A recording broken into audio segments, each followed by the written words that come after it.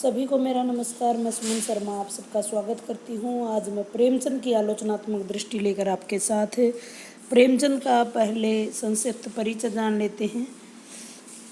जैसा कि आप सब जानते हो, प्रेमचंद हिंदी साहित्य में एक महान कथाकार के रूप में, एक सुलझे हुए आलोचक के रूप में दिखाई दिए हैं। उनका जन्म 1980 में लम्ही, उत्तर प्रदेश, बनारस के समीप जो स्थित है उसमें हुआ। उनके बचपन का नाम धनपत राय, उर्दू में वो लिखते थे नवाब राय नाम से, और हिंदी में उन्होंने प्रेमचंद नाम से लिखा है। आजाब राय डाक विभाग में कर्मचारी थे। शिक्षा प्राप्त करने के पश्चात इन्होंने अध्यापक की नौकरी की और शिक्षा विभाग में इंस्पेक्टर भी नियुक्त हुए। इन्होंने साहित्य जगत में कथा सम्राट तथा उपन्यास सम्राट की उपाधि इन्हें मिली, क्योंकि इन्होंने 300 से ज़्यादा कहानियाँ लिखी हैं और 10 से अधिक उपन्यास लिखे हैं। 1936 में इस महान साहित्यकार का देहावास हो गया था। आइए आज हम उनके आलोचनात्मक कार्यों की आलोचनात्मक दृष्टि की बात कर रहे हैं। सृजनात्मक साहित्य लेखन के साथ साथ प्रेमचंद ने अपने साहित्य संबंधी विचार भी अनेक लेखों, भाषणों और संपादकीय टिप्पणियों में व्यक्त किए हैं। उनके साहित्य संबंधी लेख मुख्यतः 2 पुस्तकों में हमारे सामने आए हैं। एक है कुछ विचार, जो कि 1939 में उनके जाने के बाद आई, जो कि उनके बेटे अमृत राय ने ही दोनों ही पुस्तकों का संपादन किया है। साहित्य का उद्देश्य 1954 में फुटकर विविध विचार प्रसंग, ये भी संपादित है अमृत राय के द्वारा। इन पुस्तकों में संकलित प्रेमचंद के विचारों के आधार पर हम उनकी आलोचनात्मक दृष्टि के बारे में जान सकते हैं। महत्वपूर्ण बिंदु इस प्रकार से हैं। इस डायग्राम के माध्यम से आप इनके साहित्य में आलोचना संबंधी तत्वों को बांट सकते हैं। सबसे पहला है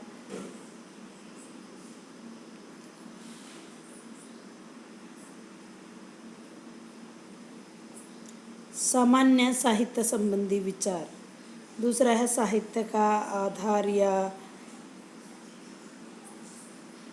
बेस क्या होना चाहिए, या साहित्य का, दूसरे पॉइंट में आप साहित्य का उद्देश्य लिख सकते हो कि साहित्य क्या उद्देश्य होना चाहिए। उन्होंने बहुत गहराई से इस पे अपने विचार व्यक्त किए हैं। तीसरा मुख्य बिंदु है उपन्यास संबंधी उनके विचार। उपन्यास संबंधी, उपन्यास के तत्व कितने होने चाहिए, क्या क्या चीज़ें इसके अंतर्गत रखी जानी चाहिए, सारी विचार जो हैं उपन्यास से संबंधित और कहानी से संबंधित उन्होंने गहन चिंतन किया है। अंत में हम इसमें यथार्थवाद और आदर्शवाद दोनों संबंधी विचार रखते हैं। सबसे पहले सामान्य साहित्य संबंधी विचार।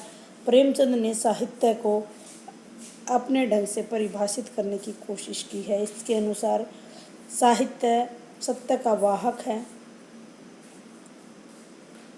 प्रौढ़, परिमार्जित, सुंदर और प्रभाव उत्पन्न करने वाली अभिव्यक्ति ही सत्य ही साहित्य है। साहित्य में यह गुण तब आता है जब उसमें जीवन की सच्चाइयाँ और संवेदना व्यक्त होती है।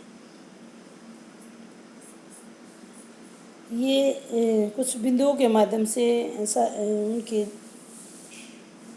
विचार प्रस्तुत करने की कोशिश की गई है। प्रेमचंद साहित्य को जीवन की आलोचना मानते हैं।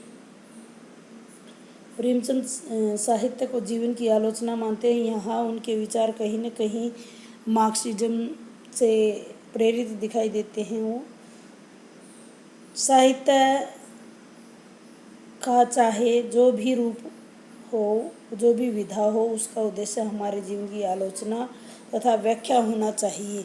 ये उनकी मान्यताएं हैं। प्रमुख मान्यताएं हमने यहाँ ली हैं। दूसरा मुख्य इसी के अंदर जो बिंदु बनता है वो है मनुष्य का जीवन केवल स्त्री पुरुष प्रेम का वर्णन ही नहीं है। फैज अहमद ने का जो प्रसिद्ध दोहा है और भी गम है दुनिया में मोहब्बत के सिवा। तो ये सारे उन्होंने कहा कि जीवन का जो वर्णन है, वो जीवन का जो सौंदर्य है, वो सत्य का उद्घाटन करके प्रेम सिर्फ और सिर्फ स्त्री पुरुष संबंधों का वर्णन ही नहीं है, बहुत कुछ है इसके अलावा भी। अगला जो मुख्य बिंदु है, साहित्य अपने काल का प्रतिबिंब होता है। काल का प्रतिबिंब होने का मतलब उस समय विशेष के बारे में उन्होंने लिखा है। प्रेमचंद के साहित्य के जो उद्देश्य की दृष्टि से सत्य और नीति शास्त्र को एक समान मानते हैं। उनके अनुसार नीति शास्त्र तर्कों और उपदेशों के माध्यम से मानव मन और बुद्धि को प्रभावित करता है। प्रेमचंद के अनुसार साहित्य का जो उद्देश्य है, वो मनुष्य में सौंदर्य भावना को जगाता है। प्रेमचंद सत्य से आत्मा का संबंध 3 रूपों में मानते हैं: जिज्ञासा, प्रयोजन और आनंद। सबसे पहले उन्होंने बताया जिज्ञासा, जब कवि या लेखक को जिज्ञासा होगी तभी वो उसके ऊपर कार्य करेगा, उतना अच्छा कार्य कर पाएगा। दूसरा है प्रयोजन। प्रयोजन का मतलब वो उपयोगी होना जरूरी है। अगर उपयोगी नहीं है तो कितना भी अच्छा साहित्य हो वो रखा का रखा रह जाएगा। आनंद। तीसरा है आनंद, यानी आत्म अनुभूति, स्वानुभूति और आनंद या सौंदर्य उत्पन्न होना भी इसका मुख्य तीसरा जो मुख्य किसी भी रचना का बेस मानते हैं। सत्य से आत्मा का संबंध जो मानते हैं, वो जिज्ञासा, प्रयोजन और आनंद। ये 3 मुख्य बिंदु इसके अंदर देखते हैं। साहित्य का विषय केवल आनंद का संबंध है। सत्य जहाँ आनंद का स्रोत बन जाता है, वहीं पर साहित्य हो जाता है। जिज्ञासा का संबंध विचार से है, प्रयोजन का संबंध स्वार्थ बुद्धि से है, आनंद का संबंध मनोभावों से है।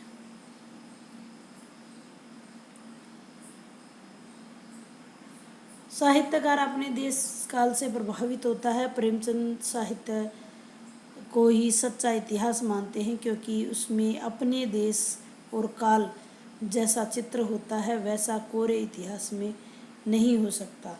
प्रेमचंद ने भारतीय साहित्य का जो आधार है, उसको त्याग और उदारता माना है। प्रेमचंद साहित्य को स्वभाव से ही प्रगतिशील मानते हैं। इस भाव उत्तेजक कला को अब जमाना नहीं रहा, अब तो हम उस कला की आवश्यकता है जिसमें कर्म का संदेश हो। ये हमने सारे बिंदु डाले हैं साहित्य संबंधी उनके सामान्य विचारों में। दूसरा है उनका साहित्य का आधार, साहित्य का उद्देश्य। क्या उद्देश्य है साहित्य का? साहित्य का आधार शीर्षक नाम के निबंध में उन्होंने प्रेमचंद ने भाव को साहित्य का मुख्य आधार माना है, क्योंकि उनके अनुसार बुद्धि के लिए दर्शन, ये आप कोट कर सकते हो, बहुत ही इम्पोर्टेंट लाइन है उनके। बुद्धि के लिए दर्शन है, विज्ञान है, नीति है। भावों के लिए कविता है, उपन्यास और गद्य काव्य है। इस निबंध में प्रेमचंद ने साहित्य में सद्भाव का अंकन करने पर जोर दिया है। इस निबंध में उन्होंने प्रोपेगेंडा और साहित्य पर भी विचार अपने व्यक्त किए हैं। दूसरे मुख्य बिंदु के तरफ चलते हैं। उन्होंने प्रेमचंद के अनुसार सह साहित्य का रस युक्त और भाव उत्कर्ष से संपन्न सत्य की ओर ले जाने वाला होना जरूरी बताया है। सत्य साहित्य, सत्य पर आधारित साहित्य ही रसानुभूति करा सकता है। उपन्यास संबंधी उनके विचार, प्रेमचंद कहते हैं कि मैं उपन्यास को मानव चरित्र का चित्र मात्र समझता हूँ। मानव चरित्र पर प्रकाश डालना और उसके रहस्य को खोलना ही उपन्यास का मूल तत्व है। प्रेमचंद कला के लिए कला सिद्धांत पर आपत्ति नहीं करते हैं, पर उनके इस सिद्धांत की मौलिक प्रवृत्तियों पर भी वो अवलंबित होते हैं। प्रेमचंद के अनुसार उपन्यासकार को रचना के बीज के आसपास की ज़िंदगी में ही मिलते हैं, यानी उसके आसपास का वातावरण ही मिलता है, जिसके लिए उन्होंने चार्ल्स डिकेंस के पिकनिक पेपर, जॉर्ज एलियट के साइलस माइनर आदि के उदाहरण दिए हैं। प्रेमचंद की मान्यता है उपन्यासकार के लिए निरीक्षण शक्ति का होना भी बहुत आवश्यक है। प्रेमचंद ने उपन्यासकारों को अपने उपन्यासों के लिए पुस्तकों से मसाला न लेकर जीवन से मसाला लेना चाहिए, यानी सामग्री स्रोत जो है वो किसी की पुस्तकों ना लेकर अपने आसपास होने वाली घटनाओं को, अपने आसपास होने वाली घटित होने वाली घटनाओं को ही आधार बनाना चाहिए। प्रेमचंद के अनुसार उपन्यास कला में यह बात भी बड़े महत्व की है कि लेखक क्या लिखे और क्या छोड़े। यह भी उन्होंने बताया है कि क्या लिखें और क्या छोड़े, छोड़ने योग्य क्या होता है, त्याज्य या त्याज्य क्या होता है, और किसको लिखे, कौन सा समाज के लिए जरूरी होता है। ये भी उनका बहुत अच्छा जो विचार है वो उपन्यास संबंधी सामने आया। उपन्यास के इतिहास, दर्शन, कविता, समाज, नीति, विज्ञान, पुरातत्व सभी विषयों को उन्होंने उपन्यासों के विषयों में स्थान दिया है। प्रेमचंद ने सृजनात्मक शक्ति को भी उपन्यासकार का प्रधान गुण मानते हैं। वो कहते हैं कि कल्पना की प्रखरता उसके लिए आवश्यक होती है। प्रेमचंद के अनुसार उपन्यास की रचना शैली सजीव और प्रभाव उत्पन्न करने वाली अवश्य होनी चाहिए। चौथे मुख्य बिंदु की तरफ चलते हैं, कहानी संबंधी विचार। प्रेमचंद का कहानी संबंधी विचार उनके 3 निबंधों, जो कि कहानी कला 1, कहानी कला 2 और कहानी कला 3 में उपलब्ध हैं। कहानी शब्द का अर्थ की दृष्टि से स्वयं में बड़ा भ्रमक उत्पन्न करने वाला है। कहानी के लिए उन्होंने कथा, किस्सा, आख्यायिका, गल्प शब्द प्रचलित है। प्रेमचंद ने इसके अलावा बहुत सारे अर्थों का प्रयोग सुनिश्चित नहीं किया है और ज़्यादातर उनके लिए गल्प, कहानी के लिए वो गल्प शब्द का प्रयोग करते नजर आए हैं। उनमें केवल एक ही, यहाँ कहानी की विशेषताएं बताते हुए वो कहते हैं कि उसमें केवल एक ही घटना या चरित्र का उल्लेख होना चाहिए। प्रेमचंद कहानी में भी सत्य और सुंदर का समन्वय की उपेक्षा करते हैं कि वह आनंद देने वाली हो सके। प्रेमचंद के अनुसार आधुनिक कहानी मनोवैज्ञानिक विश्लेषण तथा जीवन के यथार्थ व स्वाभाविक चित्रण को अपना लक्ष्य मानती है। प्रेमचंद जी कहते हैं कि कहानी को जीवन का यथार्थ चित्र ही नहीं मानते, वे प्रश्न करते हैं कि अगर हम यथार्थ को हूबहू खींच कर दे तो उसमें कला कहाँ है। प्रेमचंद ने यह भी स्वीकार किया है कि आधुनिक विधा के रूप में जो कहानी है वो पश्चिम की देन है। उन्होंने नहीं माना है कि टोटली ये भारतीय है, लेकिन पाश्चात्य का भारतीयकरण इसको हम कह सकते हैं। सबसे उत्तम कहानी वह होती है जिसके आधार किसी एक मनोवैज्ञानिक सत्य पर हो। प्रेमचंद ने कहानी के 2 प्रकार माने हैं, घटना प्रधान और चरित्र प्रधान। पुरानी कथा तथा आधुनिक उपन्यास कहानी के अंतर के संबंध में प्रेमचंद का विचार है कि जो पुरानी कथा कहानियाँ घटना व चित्र के कारण मनोरंजक तो हैं, पर उसमें रस की कमी है जो शिक्षित रुचि साहित्य में खोजती है। 5वां जो मुख्य बिंदु है, यथार्थवाद और आदर्शवाद संबंधी प्रेमचंद के विचार। यथार्थ के समान रूप को सत्य, वास्तविक तथा यथा सत्य आदि पदों को लेकर इसका अर्थ स्पष्ट किया जाता है। सत्य तथा यथार्थ क्या है, इसको लेकर दार्शनिक जगत में बहुत ही ऊहापोह रहती है। भारतीय दार्शनिकों का एक बहुत बड़ा समुदाय समस्त जगत को, दृश्य पदार्थ को मिथ्या, माया, प्रपंच, इंद्रजाल इत्यादि मानते हैं। इसके अनुसार सत्य केवल ब्रह्मा है, जैसे हा सत्यम जगम जन्म मिथ्या। यूरोप में मध्यकालीन स्कोलेस्टिक यथार्थवादियों की धारणा थी कि केवल शाश्वत, मूर्त तथा भाव जगत की वस्तुएं ही यथार्थ हैं, यानी स्थूल तथा विशिष्ट वस्तुएं नहीं।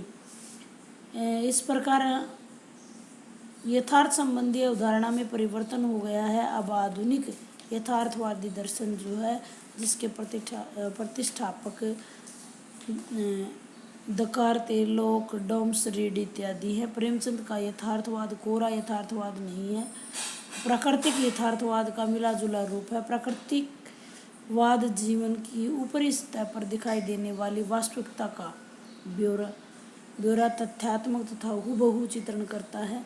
वह समाज में व्याप्त गंदगी, बीमारी, गरीबी, अत्याचार, शोषण, अविचार, हर प्रकार के नैतिक पतन का फोटो चित्र प्रस्तुत करता है। प्रेमचंद ने इसी प्रकार के प्राकृतिकवाद को यथार्थवाद का पर्याय मानकर उसकी आलोचना की है।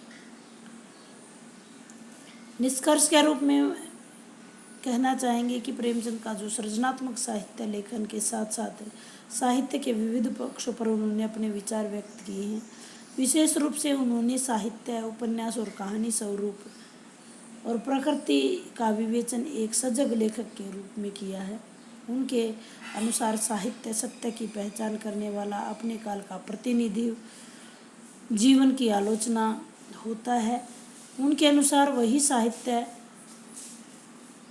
कहलाने का अधिकारी है जो हमारी सुरुचि को जागृत करता है, हमें मानसिक और आध्यात्मिक सुख प्रदान करे, मनुष्य में शक्ति, गति, संकल्प, कठिनाइयों पर विजय पाने की दृढ़ता तथा सौंदर्य प्रेम उत्पन्न कर दे। उम्मीद करती हूँ जानकारी आपको अच्छी लगी होगी। यह जो प्रयास है मेरे एक विद्यार्थी सेरिल का है, बहुत अच्छा उन्होंने कार्य किया है। इसमें मैं आपसे प्रश्नोत्तरी का समय है। प्रश्नोत्तरी में कहानी कला संबंधी निबंध कितने भागों में प्रकाशित हुआ है, ये आप आंसर देंगे। और दूसरा प्रश्न इसके अंदर है कि उनकी आलोचना संबंधी जो पुस्तकें हैं वो कब कब प्रकाशित हुई और उनके क्या क्या नाम हैं। उम्मीद करती हूँ जानकारी आपको अच्छी लगी होगी। धन्यवाद।